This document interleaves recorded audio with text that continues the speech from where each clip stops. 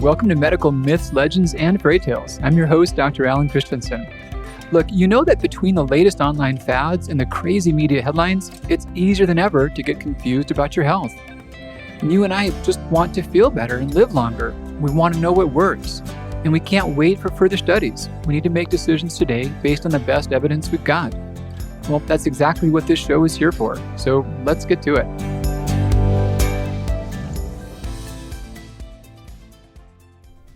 Hey, Dr. C with you. Welcome back to the Thyroid Beginner Series. This one's going to be about iodine. And this is a curious story. There's a lot that you can do to improve thyroid function.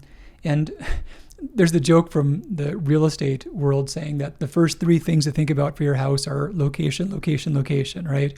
So the things you can do to help your thyroid, the first three are iodine, iodine, iodine. Let me back up a step.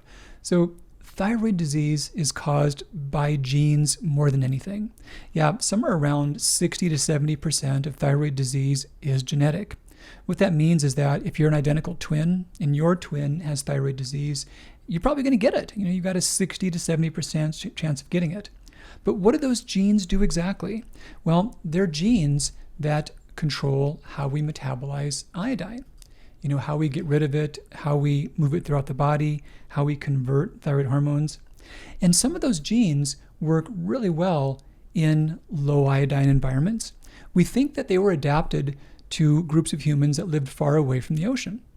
And then there's other types of genes which are a little more common, and these genes work really good in higher iodine environments. And we think these are from humans that adapted to living closer to the ocean. Now here's the thing. If you do well with a lot of iodine, like if you tolerate it, not that you require it, but you tolerate it, then you don't tolerate high amounts even on occasion. And that's the problem. There are people that simply get exposed to so much iodine it would cause a problem for anyone, but that's not as common. What's much more common is that the genes that are commonly causing thyroid disease and causing it to show up among families, they make people intolerant to iodine.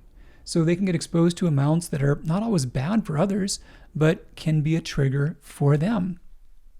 And how the thyroid works and how thyroid disease starts really illuminates this whole thing. So the thyroid, it pulls iodine inside of itself, and it uses that iodine to make thyroid hormones.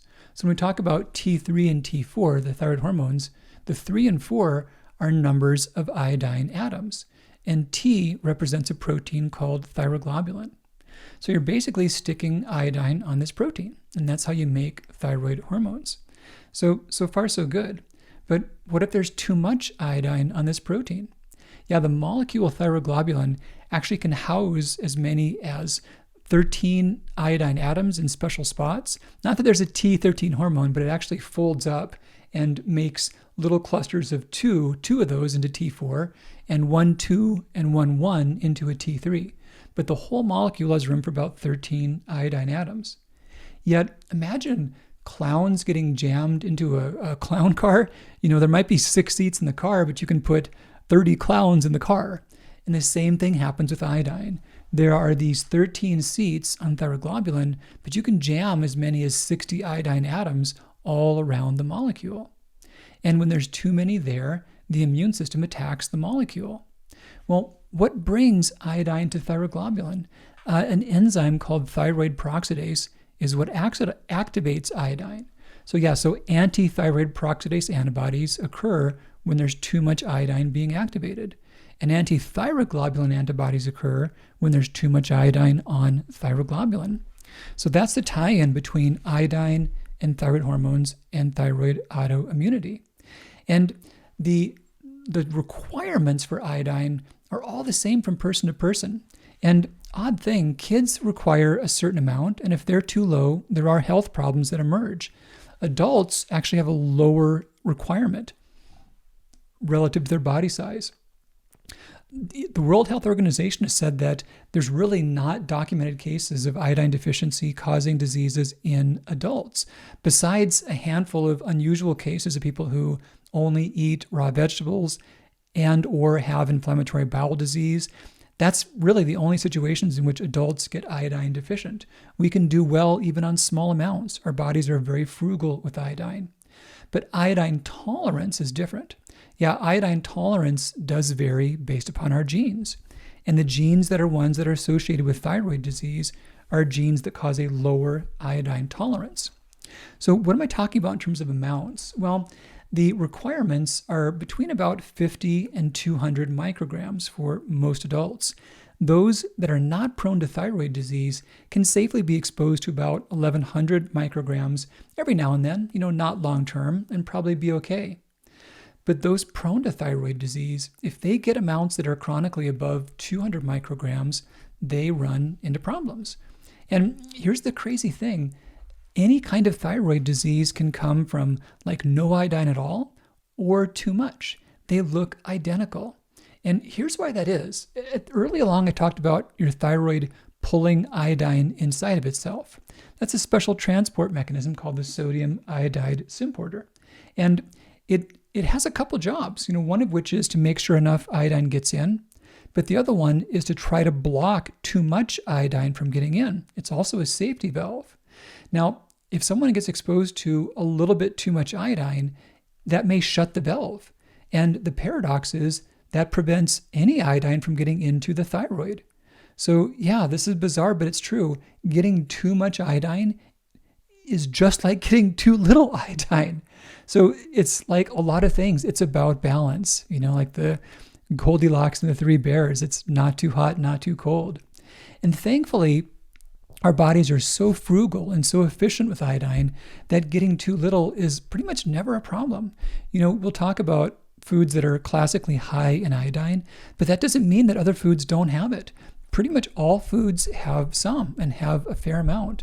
So anytime you're on a diet with a wide range of healthy foods, you're getting iodine. You're not going to be iodine deficient. But those prone to thyroid disease, they can be harmed and they can have their thyroid shut down by getting too much. Now, if you're ready, I'm going to throw one more wrinkle into the equation. Thyroid medications have a lot of iodine. That's how they have active hormone. So if you're on thyroid medication and your goal is to get to a safe amount of iodine so your thyroid can heal, you've got to be that much more diligent because you're already getting a full amount in the medication. And correspondingly, you're just not going to get deficient when you're on thyroid medication. You can't. You're getting so much there, your body can never get too little. So what do you do about iodine? A logical question can be, well, maybe I should just test myself and see if I'm too high or I'm too low. Well, again, it's not about being too high or too low. It's about having a tolerance and having this sensitivity to it. And then the other problem is that it's really about the iodine inside your thyroid and how well you metabolize that. And that doesn't directly tie into how much is in your bloodstream or your urine or your hair or on your skin or anywhere else. So the best way to know is really just looking at your overall intake of iodine. And if you're consuming an amount that can be problematic for someone prone to thyroid disease, considering also the amounts in medication, then that's a problem. One easy resource, I've made an iodine inventory. So www.iodineinventory.com. And that's basically an intake form you can use to put in what your typical day's diet is like, what kind of salts you use, what supplements you're on, if you're on thyroid medications, which types. And that'll tell you what your daily average is for iodine. And you can easily know if you're at a safe level or not from that. But yeah, iodine tests are not helpful. The one time in which iodine tests are useful is if someone has been trying to get to a safe iodine intake and they're not seeing results and they've been doing it for several months. Then it can be worth checking to see if they're in a therapeutic window. So yeah, you can be in a therapeutic window if you're trying to limit iodine.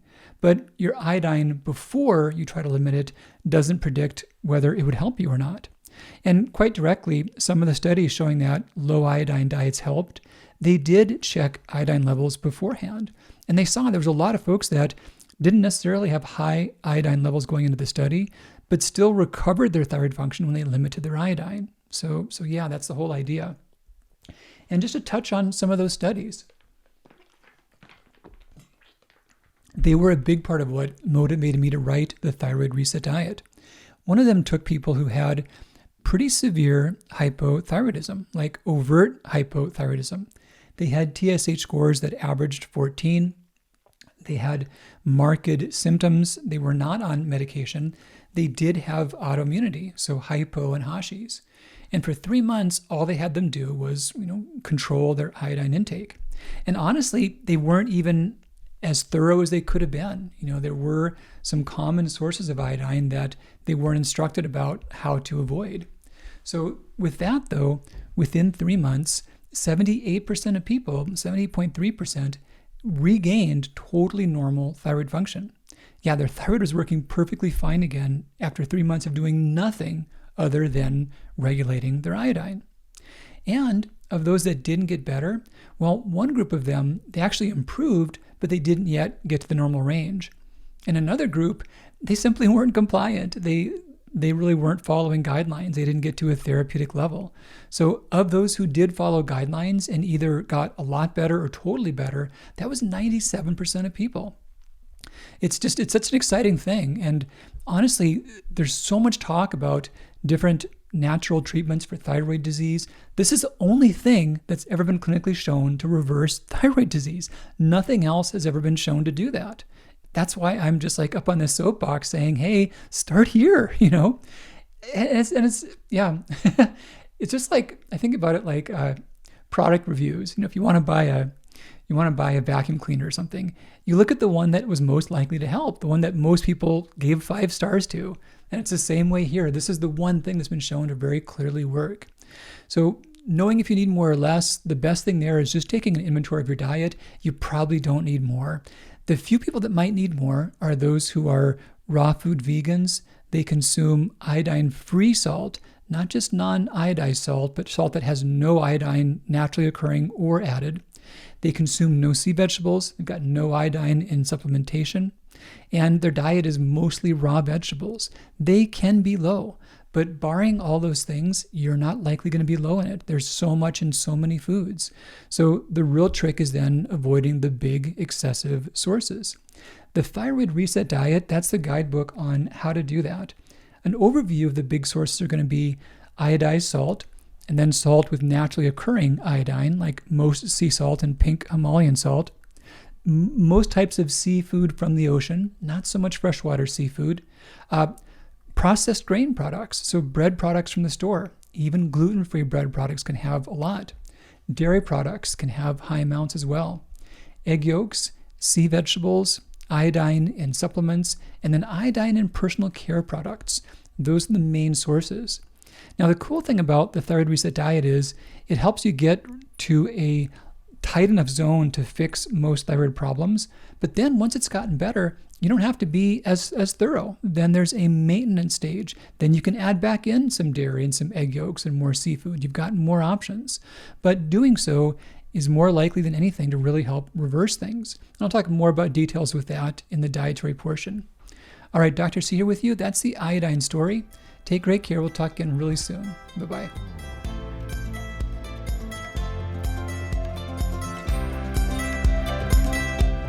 Hey, Dr. Christianson here. Thanks so much for joining me for another episode. Is there a topic you'd like me to cover? I'd love to hear from you. Just go to Dr. Alan Christianson on Facebook or Instagram, write your question, and use the hashtag #MedicalMyths. Did you find this show helpful? If so, please take a minute and leave us a rating on iTunes so that others can know. Thanks much, and I'll be back with you real soon. Bye-bye.